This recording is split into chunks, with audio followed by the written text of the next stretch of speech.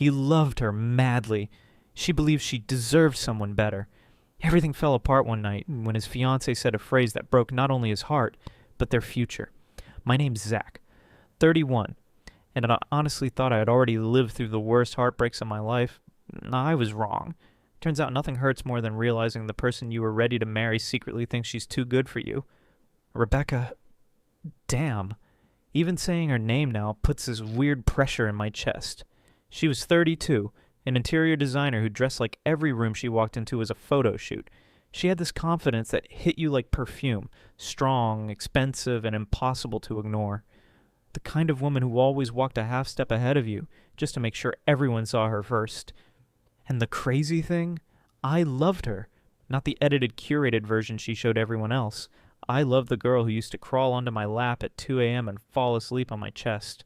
The girl who'd make stupid jokes about my welding goggles making me look like a steampunk raccoon. The girl who cried when I proposed because she said nobody had ever chosen her so completely. God.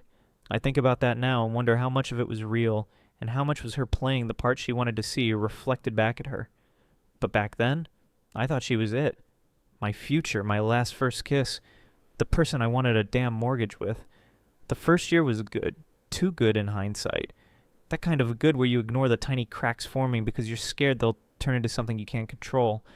Rebecca had always been intense, driven, obsessed with her image in a way that felt almost admirable at first. She was ambitious, polished, connected. When she introduced me to her friends, she'd hold onto my arm with both hands like she was proud to show me off. I missed that version of her. Or maybe I missed the version of myself who believed it. The shift happened slowly, like someone dimming the lights a little more each day. First it was harmless comments, tiny jokes about my work boots leaving marks on her hardwood floors. Then it was, "Do you really have to wear that jacket? It smells like metal." After that it was comparisons, casual at first. Kelsey's fiancé just bought her a Tesla, followed by, "My coworker's husband is flying her to Cabo. Can you imagine?" And then the big one, "You're such a simple guy, Zach. It's cute." That word, cute, felt like a pat on the head. But the worst part? I swallowed all of it. Every jab, every tiny twist of contempt disguised as humor. I told myself she was stressed, tired, anxious about the wedding. I told myself she didn't mean it, that she loved me, and love meant giving grace. What I didn't see, what I refused to see, was how quickly grace turns into an apology for your own existence. I didn't know then that the moment she said those words in the car, it looks like I settled for someone worse. Hey guys, real quick before we keep going, don't forget to sub and drop a like if you're enjoying the story. And tell me what you think in the comments. Thank you very much, enjoy watching. Something deep inside me cracked open, something that wasn't going to close again. The night after she dropped that settled for less bomb, I couldn't sleep. My whole body felt hot, restless, like my skin didn't fit right anymore. I kept hearing her voice, not shaky or regretful, but annoyed, like I'd inconvenienced her by reacting at all. That's what stuck with me. Not the insult itself, but how it didn't even register to her as cruel. Rebecca went to bed without apologizing, without even checking if I was coming with her. She just clicked off the lamp and left me standing in the hallway like a ghost. I sat on the couch in the dark and let every damn moment of the last year replay in my head. Every dig she'd dropped like it was harmless, every time I laughed it off because I didn't want to seem too sensitive. The way her mom, Margaret, would talk over me at dinners. The way Rebecca would let her. The way her coworkers would politely smile when she'd say things like, "Zach's good with tools, but he's not really ambitious." Ambitious. As if building bridges and repairing hospital beams wasn't enough. There was one moment I kept returning to, something I hadn't thought about in months. A dinner party at Rebecca's place. Her boss, a senior designer, and his wife were there. We were all talking about work and travel, and I'd mentioned the underwater welding project I'd done that summer. I was excited about it. It was dangerous, complex work. I felt proud.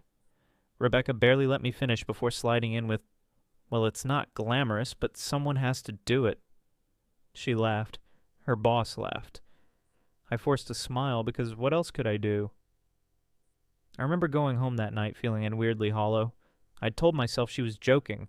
I told myself she didn't mean it that way.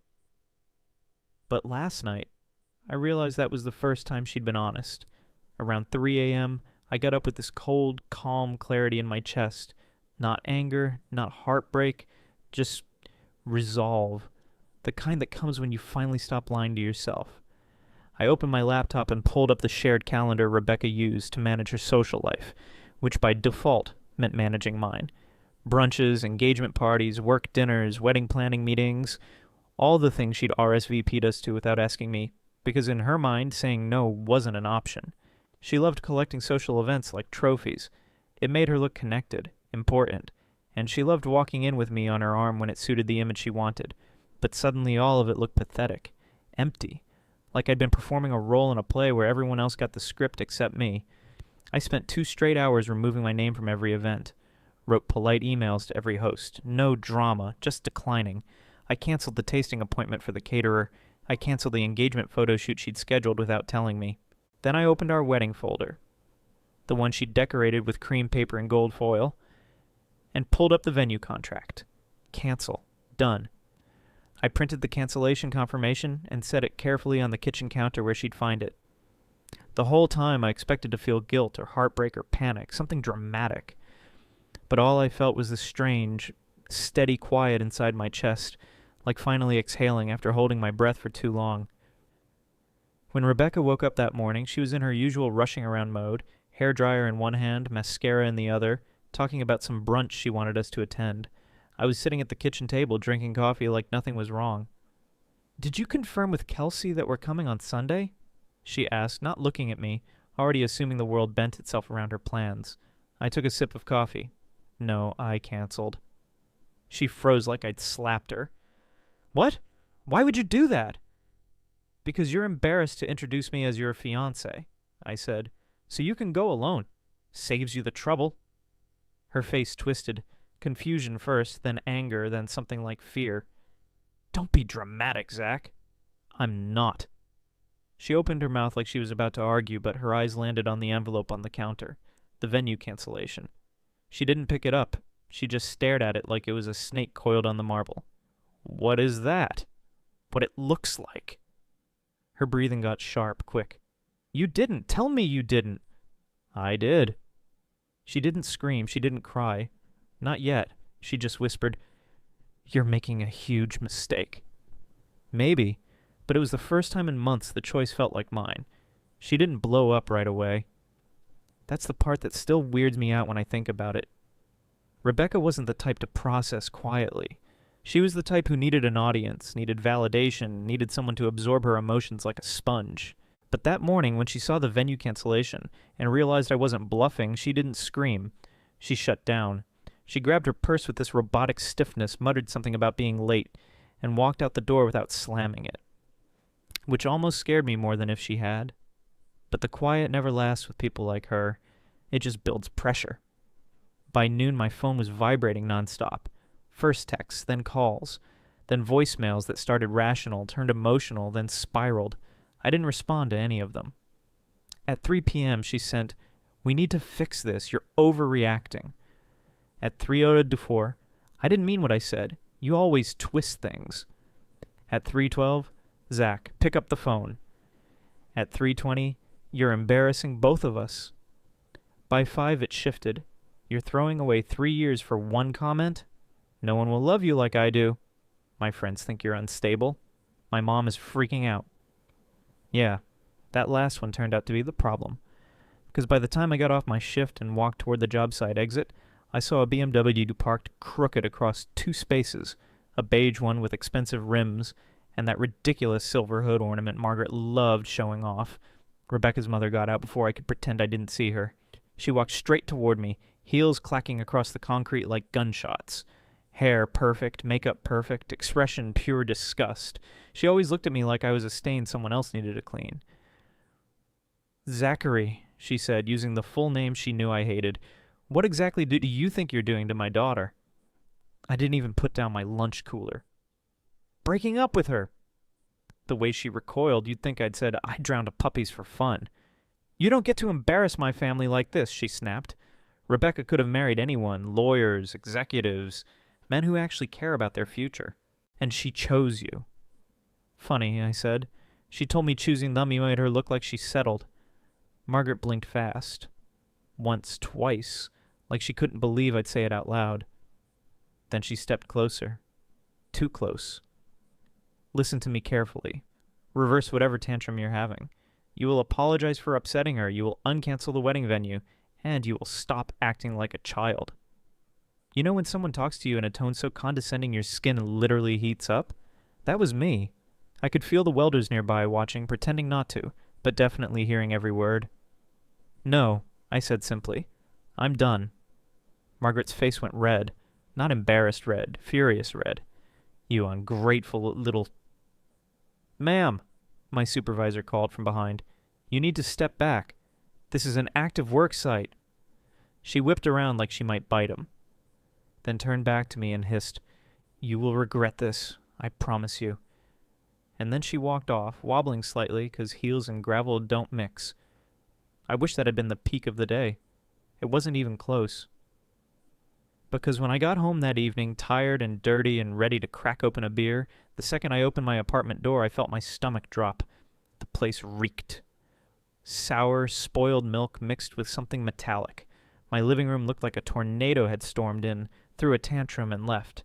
Clothes everywhere, dishes shattered, books torn, my couch soaked, dripping white liquid that was already seeping into the carpet, and in the middle of the floor lay the corpse of my PS4. Smashed. Completely obliterated. The controller in pieces. The console cracked open like a broken ribcage, a hammer lying next to it. There was a note on top of the wreckage. Now we're even. I didn't move for a few seconds. Didn't breathe. Didn't even blink. Then the anger hit all at once. White hot. Unfiltered. Not rage for the bus 4, not really. That was replaceable. But the violation? The entitlement? The fact that she came into my home, destroyed my things, and thought she had the right? That broke something in me that wasn't going to be fixed. I pulled out my phone. I took photos of everything. Every piece of glass, every ripped shirt, every inch of the couch, every drop of milk, every chunk of plastic from the Payson Room 4. And then I called the police. While waiting for them, I spotted something on the kitchen counter, and yet something small and familiar. Rebecca's engagement ring. She left it behind, but not as an apology, as bait, a dare. I picked it up and rolled it between my fingers. Something inside me, something tired and done and utterly finished, hardened. Fine, I thought. You want even? We'll get there, but not the way you think. The cops showed up 20 minutes later. 2 officers, one older guy who looked exhausted by life and one younger guy still clinging to optimism. They walked through my apartment slowly, careful not to step on glass, both of them doing that low whistle people do when they see something way worse than they expected. Damn, the younger one muttered, crouching next to the PS4 remains. She used a hammer? It was still in her hand when she left, I said, figuratively. The older officer pointed at the soaked couch. Milk? Really? That's just petty. Yeah, I said. She's not exactly strategic. They took their notes, asked their questions, eyed the damage again. It was enough. More than enough. They filed a report on the spot and told me I could press charges later if I wanted, and I would. After they left, I sat on the floor for a long time, surrounded by wreckage, trying to process how fast everything had dumped itself into chaos. 3 days ago, we were picking out table settings. Now I was sweeping up the remains of a console she'd smashed because her ego got bruised. As I was cleaning, that engagement ring kept catching my eye, sitting on the counter, glittering like it still meant something, like all those months of work I'd put into buying it were still alive somehow. Finally, around midnight, I picked it up, turned it over in my hand, felt the weight of it. Then I got an idea. The next morning, I brought that ring to the workshop at my job site. My welding setup was already there. My coworker, Darnell, guy's like an older brother to me, raised an eyebrow when he saw what I was holding. She leave that behind? He asked. Yeah, I said. But not for long. He grinned. Oh, man. What are you planning? You'll see. I put on my gear, pulled down the mask, lit the torch, and started heating the band. It didn't take long. The gold softened, warped, folded in on itself like it was melting into the truth. By the time I was done, it wasn't a ring anymore. It was a lumpy, ugly little blob with a diamond stuck awkwardly on the side. A perfect metaphor. I welded a tiny hook onto the top, quenched it, polished it just enough not to cut my fingers, and held it up. My new keychain. Darnell burst out laughing. That is the pettiest, most therapeutic thing I've ever seen. She's going to lose her mind. Let her, I said, and for the first time since the breakup I felt something close to peace. That afternoon, while I was finally eating lunch, Rebecca's name flashed on my phone. I didn't pick up, just watched it vibrate until it went to voicemail. 30 seconds later, another call, then another, then a text. Did you melt my ring? I sent back a picture of the keychain dangling from my truck keys. Thanks for leaving it. Makes a great souvenir. It took her less than 60 seconds to fire off 17 messages, oscillating between threats, insults, begging, and something about like suing me into financial ruin, which made me snort laugh into my sandwich. By evening, the chaos had evolved into something even messier, because Rebecca didn't just rage. She recruited. Around 6 p.m., as my shift was ending, I heard shouting near the site entrance. I walked over and saw her standing there with her friend Stephanie and some guy I'd never seen. They looked like they'd rehearsed the dramatic confrontation in the car. "This is harassment!" the foreman yelled as they tried to shove past him. Rebecca spotted me behind the fence and screamed my name like we were in a soap opera. "Zach, you ruined my life!" I didn't respond, didn't even move, just stared, calm, hands in my pockets. She rattled the metal gate like a wild animal. "Come out here and fix this!" Security eventually escorted them off the property while Stephanie yelled something about me being a toxic manipulator, and the random dude called me blue-collar trash. I swear, I almost laughed. I think that's what scared Rebecca the most, that none of this was affecting me the way she wanted. As I drove home, still buzzing from the insanity, I made a decision. I wasn't going to just defend myself anymore. I was going to end this. Cleanly, legally, permanently. The revenge wouldn't come from screaming or from breaking things like she did. It would come from doing exactly what she thought I wasn't capable of, standing up for myself, not backing down, and showing her once and for all that I wasn't the one who settled. And trust me, the first update I gave Reddit after this, it was going to hit harder than a hammer to a PS4. Alright, so here's the part where I checked back in with Reddit. Or, well, where I would have. Because by that point, things were so off the rails that even I needed to hear myself think. I'd watched Rebecca melt down in stages, rage, denial, theatrics, sabotage, public humiliation attempts. And none of it worked the way she thought it would. None of it made me crawl back, none of it made me doubt myself. If anything, every new stunt just shoved me further into clarity. After the job site incident with her and Stephanie and random backup dude, I remember sitting in my truck, just breathing, hands still shaking a little. Not from fear, but from that weird adrenaline spike you get when the crazy finally becomes undeniable. I opened my phone, scrolled through a flood of unread messages from friends, coworkers, even Hannah, Rebecca's one sane friend, all asking what the hell was going on. And in that moment, it hit me how much support I actually had. How many people had quietly seen the red flags long before I had. How many had been waiting for me to wake up. That's probably when I would have started typing the update to Reddit, something like, "Some of y'all told me to run. Some of y'all told me to change my locks and did it. One dude told me to salt the earth where she stood." Which, thanks bro, I appreciate the passion. But yeah, things escalated. Because escalate they did. 2 days after the keychain fiasco, I took the police report down to the courthouse and filed for a restraining order. Not because I wanted drama. Because I wanted air, peace, safety. Because I'd spent too long letting her and her mother dictate of the tone and temperature of every room I walked into. And because after seeing the destruction in my apartment I realized something terrifying. If this was how she acted when I canceled a venue, what would she do if she saw me move on? The clerk stamped the paperwork. The judge approved the temporary order within hours. I walked out of that courthouse lighter than I'd felt in months. That same evening, Hannah texted me. "Hannah, you okay?" Me. "Getting there." Hannah. "Good. Because Rebecca is telling everyone you stole the ring." Me. "I made a keychain." Hannah. "What?" She called me immediately. When I explained, she actually wheezed from laughing. Then she got quiet and said something I didn't expect. "She was never proud of you the way she should have been, Zach." "I'm sorry." I didn't know how much I needed to hear that until she said it. But the peace didn't last. Because Saturday morning I opened my door to find a stack of envelopes rubber banded together, legal paperwork. Rebecca had actually hired a lawyer, or more likely bullied one into sending letters, demanding damages for emotional distress, loss of marital expectations, and unethical destruction of personal property. Yes, she tried to sue me for melting the ring I paid for. My laugh echoed down the hallway. Still, I kept documenting everything, every threat, every suspicious car parked outside, every voicemail where her tone swung so hard from begging to fury it gave me whiplash. My lawyer, a calm, gray-haired guy named Vernon, looked through everything and said, "Son, she's doing a half of my job for me." But the real revenge? The sweet part? It wasn't the restraining order, or the case we later won, or the fact that she kept tripping over her own tantrums. It was what I did next, because I didn't just throw her things out, I redirected them. Every expensive gift I'd ever given her, the watch, the bag, the sweater, the jewelry, all of it went downtown to a women's shelter. I didn't tell them the backstory, just that I wanted the items to go to someone who actually needed them. The lady at the desk asked if I understood how valuable the items were. I told her, yeah, that's why I want someone else to have them. She gave me a receipt. I put it in my glove box.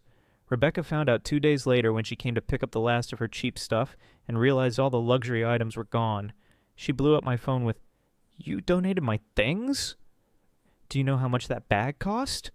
That was a $700 watch! What shelter? I'm going there." She actually stormed into the shelter demanding her things back. They told her to leave. And when she threatened to sue them too, they told her to really leave. And that's where the real shift started. Because up to this point, she'd been fighting me like I was the villain of her story, like I was the humiliation she needed to fix. But now she had no control, no leverage, no audience that clapped for her drama, no one validating her narrative. Her world was shrinking, mine was expanding, and people like Rebecca don't handle that well. Not at all. And this is where things start to get ugly, unpredictable, and very, very public. 3 weeks after the restraining order was granted, things went strangely quiet. Not peaceful quiet. Not the kind where you finally relax, but the kind of silence that makes the hair on your neck stand up, like the calm before a tornado. Rebecca had gone radio silent. No calls, no screaming voicemails, no surprise visits, no new threats from Margaret. Even Stephanie, her personal hype woman, hadn't posted any vague Instagram stories about betrayal or men who can't handle real women. It should have been a relief. Instead, I kept waiting for impact. It didn't take long, because while Rebecca herself vanished, the consequences she'd brewed didn't. I got a call from Hannah on a Wednesday evening while I was cooking dinner. I remember because I just burned my hand grabbing a hot pan and was holding an ice pack when I answered. Hannah didn't even say hi. She got fired. I blinked. "What?"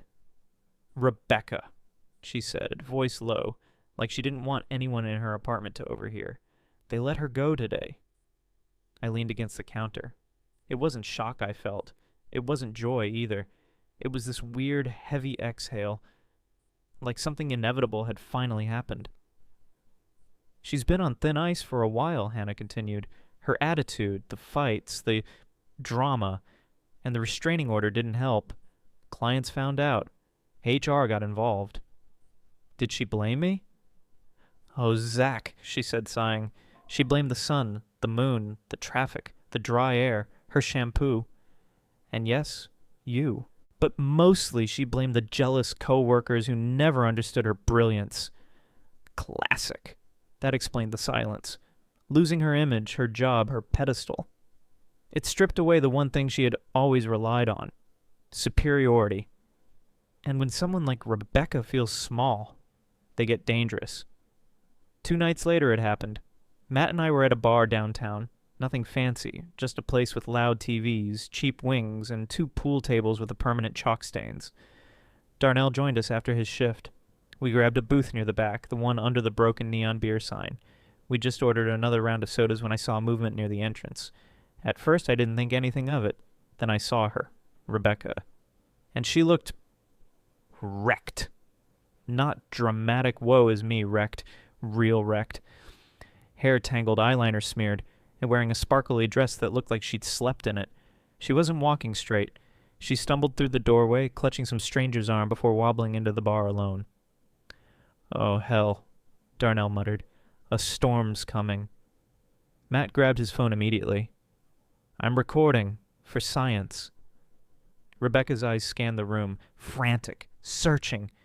And when she saw me, something inside her snapped. She practically sprinted, or tried to, weaving between tables, tripping over a bar stool, catching herself on a guy's shoulder who shoved her off. Zach! She slurred as she reached our booth.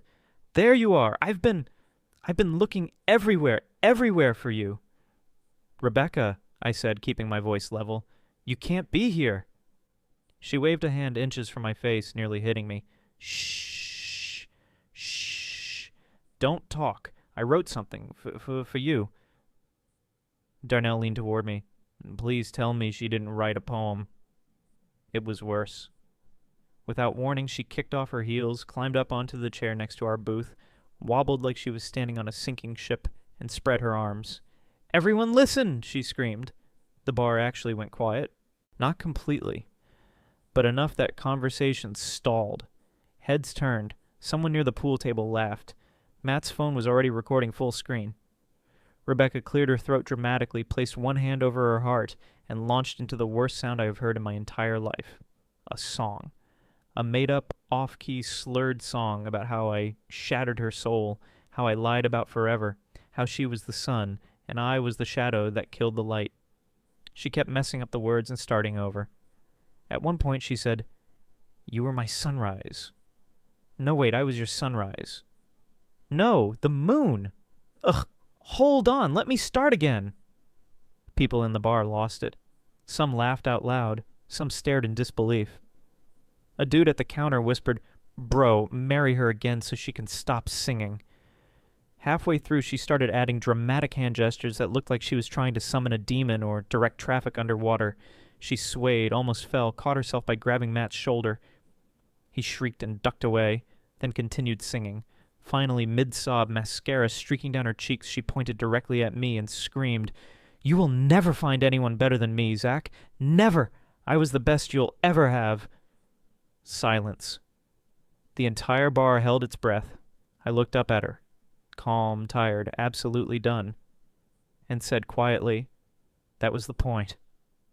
And the bar exploded. Laughter, clapping, someone yelled, He got your ass! One of the bartenders actually fist-pumped. A woman near the door shouted, Girl, get down! Rebecca's face crumpled. First confusion, then horror, then this wounded animal look. She tried to speak, but nothing came out except a choking sound. Security approached, gently helped her off the chair. One held her arm while the other blocked her from reapproaching the table. She kept sobbing, insisting we could still fix it. Then she insisted she hated me. Then insisted she forgave me. Then insisted I owed her. They escorted her out into the night. Matt stopped recording only when the Uber door shut behind her. He turned to me, breathless. Dude, that was art. But me? I just sat there, not happy, not smug, not triumphant, just relieved. Because I realized right then that I hadn't escaped a relationship, I'd escaped a collapse. And watching her melt down like that wasn't satisfying. It was confirmation. Confirmation that leaving her wasn't just the right decision. It was the only one. The bar incident didn't just mark the end of whatever was left between me and Rebecca. It became the moment everything afterwards spiraled faster than even I expected. Because once someone like her loses the room, loses the audience, loses the illusion, they start grasping at anything left to hold on to, even if it cuts them on the way down. Over the next few days, news traveled, faster than wildfire. Matt's video didn't go online. He's not cruel, and I didn't want that, but he did show it to a few people in our friend group, and our friend group showed a few more. And you know how it goes. By Friday, half the city practically knew the tale of the drunk rooftop-design princess who tried to sing her ex back. Not her name, not my name, just the legend, but Rebecca? She knew it was about her. And that was enough to send her into another loop of chaos. The morning after the bar meltdown, I woke up to a voicemail from her mother. Margaret didn't sound angry this time. She sounded strained, like she'd been crying but refused to acknowledge it. Zachary, she said, voice tight, I hope you're happy. Rebecca came home last night in hysterics. She embarrassed herself. Horribly. And now she's blaming you. This was cruel, completely unnecessary. She paused, sucked in a sharp breath. I am asking you as a mother to leave her alone. She's fragile right now. You've done enough." And then she hung up. I stared at my phone for almost a minute. Leave her alone? I had a restraining order against her. She hunted me down. She climbed a chair and serenaded half the bar into trauma. But somehow, in Margaret's universe, I was still the villain. I didn't call back. I didn't respond. I just forwarded the voicemail to Vernon, my lawyer, in case we needed more evidence later. That afternoon, Hannah texted. Hannah, she got in trouble again. Me. Where? Hannah. At the firm, or what used to be the firm. Hannah. She came in screaming at her old boss. Security had to remove her. I pinched the bridge of my nose. Jesus. But Hannah wasn't done. Hannah. Her parents took her phone for a few days. She's not supposed to contact you. Me, not supposed to? Hannah. It got bad, Zach. Like, mental breakdown bad. That's when the guilt tried creeping in. That small, stubborn part of me that still remembered the softer version of Rebecca. But guilt isn't the same as responsibility. I wasn't the reason she cracked. I was just the first person she couldn't control anymore. The next big hit landed a week later. I was walking into my apartment building, groceries in hand, when I saw Margaret sitting on the stairs inside the lobby. No makeup this time, no perfect hair. She looked older, tired, and for the first time genuinely human. Zach, she said, standing slowly, we need to talk. I didn't want to. Not even a little. But she'd clearly been waiting, and the restraining order didn't apply to her, so I sighed and gave her a few seconds. She swallowed hard. Rebecca, she's moved back home. She has no income, no savings. Her reputation is damaged. Not my problem, I thought. But I didn't say it. She's been crying for days, Margaret continued. She thinks the world is against her. She thinks you've turned everyone against her. I haven't spoken to anyone, I said. She turned people against herself. Margaret opened her mouth, closed it again, then whispered, I don't know how to help her. She's not listening to anyone, not me, not her father, not even Stephanie. I blinked. Stephanie gave up? She blocked her, Margaret said. Said Rebecca was draining her spirit and causing too many scenes. That one actually made me snort. Margaret ignored it, stepping closer. What I'm asking is please don't escalate things further. Don't post anything. Don't share anything. Don't humiliate her. I stared at her. I'm not, I said. I've done nothing except protect myself. That's it. She nodded slowly, as if she didn't fully believe me but didn't know what else to say. Then she whispered, You were good to her. Better than she realized. I'm sorry she didn't see it. That hit harder than I expected. Not because it fixed anything. Nothing could. But because it was the first real acknowledgement from her mother that Rebecca had been wrong. Margaret left without another word. I went upstairs, set the groceries on the counter, and just stood there for a long time. The apartment was quiet, peaceful, mine. But the final fallout, the last unraveling of everything Rebecca clung to, that was still coming, and it would hit her harder than anything I'd done. Because it wasn't revenge. It was reality, the kind she couldn't outrun anymore. I didn't expect the last part of this mess to come quietly. Nothing with Rebecca ever had. If anything, I braced myself for one last explosion, another visit, another meltdown, another performance with tears and rage and accusations. But the truth is, her downfall didn't end in fire. It ended in silence. A week after Margaret came to my building, I got a letter in the mail. It wasn't handwritten and dramatic. God knows Rebecca loved a dramatic flourish. But typed, official, clipped to a form with my case number on it. It was the final ruling on the property and destruction. I won. The judge granted full compensation for everything she'd broken.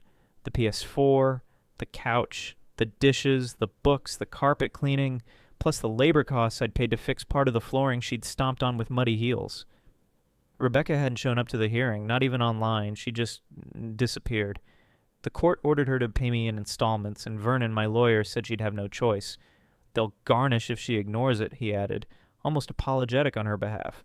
But I didn't feel triumphant or vindictive. It felt more like watching the last domino fall. After that, Rebecca finally stopped contacting me. Not because she'd found closure. More because she'd hit the wall hard enough that even she couldn't keep pretending she was in control. It was Hannah who told me the rest. We met up for coffee one afternoon. She insisted on buying, saying, "You've earned at least one latte of peace after all that." She sat across from me, stirring her drink with a tired look in her eyes. "You should know," she said, lowering her voice. "Rebecca's not in a good place. She's staying with her parents full time.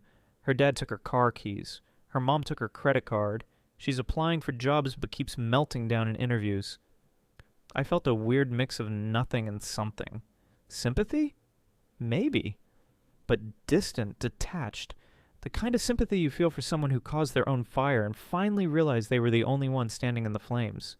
"She talks about you a lot," Hannah continued. "Not in the way you think. It's not, 'I want him back.'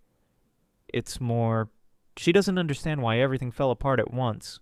She really believes she was the victim." I nodded slowly. "Yeah, I figured." Hannah hesitated. "She said something yesterday that stuck with me. She said, 'I didn't think he'd actually leave.' Like you were supposed to just stay, no matter what she did." I leaned back in my chair, let out a quiet breath. That summed Rebecca up perfectly. She never believed I had a threshold, never believed I'd choose myself over her. But I had, and that was the one thing she hadn't predicted. After we parted ways, I walked home in the evening breeze, the city glowing soft and warm around me. My apartment was exactly how I'd left it. Calm, organized, smelling faintly like the cedar cleaning spray I used. I dropped my keys in the bowl near the door. The keychain, that ugly melted gold blob with the diamond stuck crookedly on the curve, clicked loudly against the glass.